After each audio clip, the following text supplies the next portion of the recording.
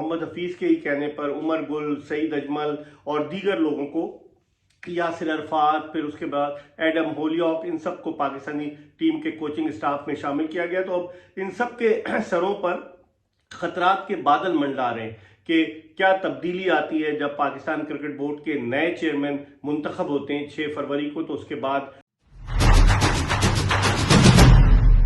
बिस्मिल्लाहिर्रहमानिर्रहीम, अस्सलाम वालेकुम। अपने यूट्यूब चैनल MIB स्पोर्ट्स पर मैं हूं मिर्जा इकबाल बेग। पाकिस्तानी क्रिकेट टीम के साबिक डायरेक्टर मिकी आर्थर ने आज ESPN क्रिक इन्फो को एक इंटरव्यू देते हुए ये इंकशाफ किया है कि उनके साथ सही सलूक नहीं किया गया। वो प्लानिंग कर रहे थे ऑस्ट्रेलिया के दौरे के लिए, पाकिस्तानी टीम की लॉजिस्टिक्स के हवाले से वो बात कर रहे थे उस्मान वाला से, जो कि डायरेक्टर इंटरनेशनल क्रिकेट हैं, और उन्हें इंतज़ार कराने के लिए कहा गया। वो गैलरी में बातें करते रहे गद्दाफी स्टेडियम की उस्मान वाला से, और फिर उसके बाद उन्हें बताया गया कि जो PCB की उस वक्त की मैनेजमेंट कमेटी के चेयरमैन जो है ज़का अशरफ, वो उनसे अकेले में मिलना चाहते हैं। तो जब वो ज़का अशरफ के पास मिलने के लिए गए, 1-on-1 मुलाकात हुई, तो उस मुलाकात में ज़का अशरफ ने उन्हें बताया कि हम जो है वो वहाँ पर पाकिस्तानियों पर इन्हिसार करने जा रहे हैं। उन्होंने कहा कि आप रिज़ाइन कर दें। तो मिकी आर्थर ने रिज़ाइन नहीं किया, और वो इससे पहले भी जो उनके पूरे कोचिंग स्टाफ को कहा गया, हालांकि मॉर्निंग मॉर्कल रिज़ाइन कर गए थे जो फास्ट बॉलिंग कोच थे, लेकिन जो हेड कोच थे ग्रांट ब्रैडबर्न, उसके अलावा बैटिंग कोच एंडियो पोटिक, इन सब ने जो है वो रिज़ाइन नहीं किया। और फिर उसके बाद मोहम्मद हफीज़ को डायरेक्टर बना दिया गया पाकिस्तानी क्रिकेट टीम का, और वो हेड कोच भी तकरीबन बराए नाम डायरेक्टर थे, वो हेड कोच भी थे पाकिस्तानी टीम के। तो मिकी आर्थर का बड़ा तल्ख तजुर्बा रहा। ये वही कहानी है जब 2019 के वर्ल्ड कप के बाद क्रिकेट कमेटी की मीटिंग हुई गद्दाफी स्टेडियम लाहौर में, और उस क्रिकेट कमेटी की मीटिंग में शिरकत के लिए मिकी आर्थर आए थे, लेकिन क्या हुआ कि मिकी आर्थर को हटाकर मिसबाह उल हक को पाकिस्तानी टीम का हेड कोच, चीफ सिलेक्टर बना दिया गया।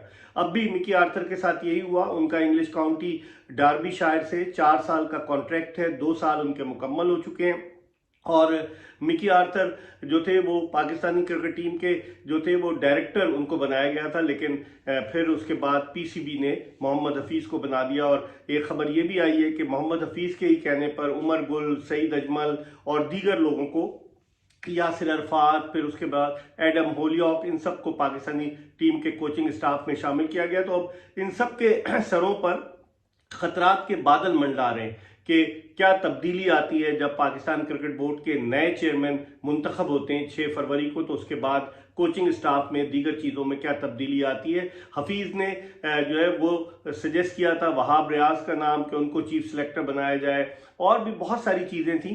तो अब आज मिकी आर्थर ने बिलाखिर अपनी खामोशी तोड़ दी है, और उन्होंने बताया कि पाकिस्तान क्रिकेट बोर्ड की मैनेजमेंट कमेटी के चेयरमैन ज़का अशरफ का रवैया इतना अच्छा नहीं था, और जब वो मिले उनसे तो उसके बाद उन्होंने उन्हें खुदा हाफिज कहने को कहा कि भाई आप रिज़ाइन कर दें, लेकिन उन्होंने रिज़ाइन नहीं किया। ये तो थे पाकिस्तान क्रिकेट के मामलात। अब देखते हैं कौन हेड कोच बनता है। लेकिन कल से इंडिया और इंग्लैंड की क्रिकेट टीमों के दरमियान विशाखापट्टनम में सीरीज का दूसरा क्रिकेट टेस्ट मैच शुरू हो रहा है, और अगर देखा जाए तो इस टेस्ट मैच में भारतीय टीम को विराट कोहली की खिदमात हासिल नहीं है। उन्होंने इब्तदाई 2 टेस्ट मैचेस हैदराबाद का और विशाखापट्टनम का टेस्ट मैचेस उन्होंने स्किप किया है। तो अब कल देखते हैं कि KL राहुल भी मुकम्मल तौर से फिट नहीं है, तो अब कौन बैटिंग में रिप्लेस करेगा।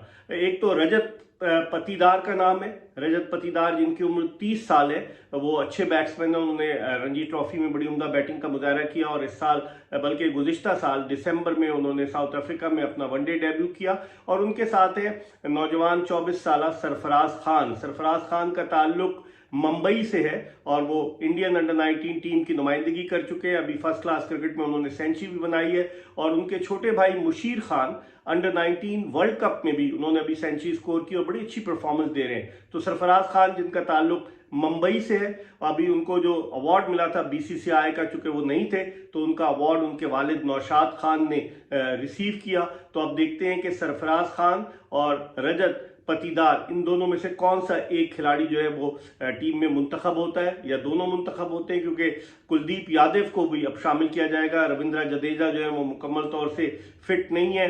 क्या मोहम्मद सिराज को खिलाया जाता है?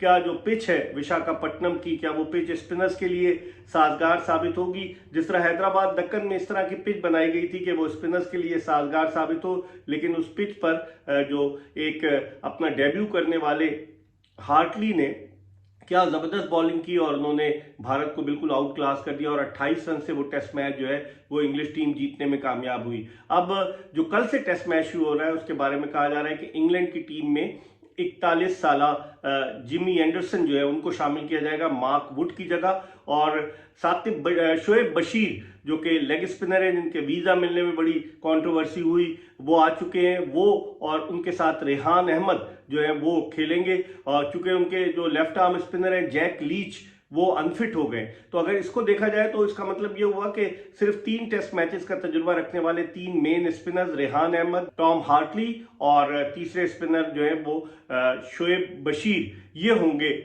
इंग्लिश टीम में शामिल। और उनके अलावा जो रूट भी बॉलिंग करेंगे और जिमी एंडरसन भी होंगे। और 41 साला जिमी एंडरसन जो है वो क्रिकेट खेल रहे हैं और ये दोनों लेग स्पिनर उस वक्त पैदा भी नहीं हुए थे जब से जिमी एंडरसन क्रिकेट खेल रहे हैं, तो अब देखते हैं कि ये किस तरह की कारकर्दगी पेश करते हैं। लेकिन भारत के लिए असल मसला जो है वो रिवर्स स्वीप को टैकल करने का है, क्योंकि रिवर्स स्वीप बड़ा जबरदस्त खेला ऑली पॉप ने जो 196 रन की इनिंग्स थी, उनके अलावा बेन डकेट ने भी और उसके अलावा जॉनी बेस्टो ने भी रिवर्स स्वीप खेले।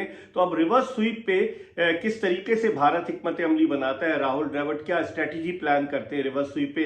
हर्षा भोगले ने जो भारत के मारूफ क्रिकेट कमेंटेटर है उन्होंने तो एक जब टेलीविजन पे कमेंट्री कर रहे थे केविन पीटरसन के साथ, तो उन्होंने कहा कि इस पर पाबंदी लगनी चाहिए रिवर्स स्वीप पर। तो कैसे पाबंदी लग सकती है, और फिर केविन पीटरसन ने कहा यू आर टॉकिंग रबिश। तो अब देखते हैं कि अब जो रिवर्स स्वीप के खिलाफ इंडियन टीम क्या स्ट्रेटेजी प्लान करती है, क्योंकि रिवर्स स्वीप बड़ा इफेक्टिव साबित हुआ और जिस रफ्तार से बैटिंग की, जिस तेज रफ्तारी के साथ इंग्लिश बैट्समैनों ने वो बैस बॉल क्रिकेट वही जो कि उनके कोच ब्रेंडन मैकलम लेकर आए, तो वो बैस बॉल क्रिकेट का उन्होंने बड़ा भरपूर मुजाहरा किया।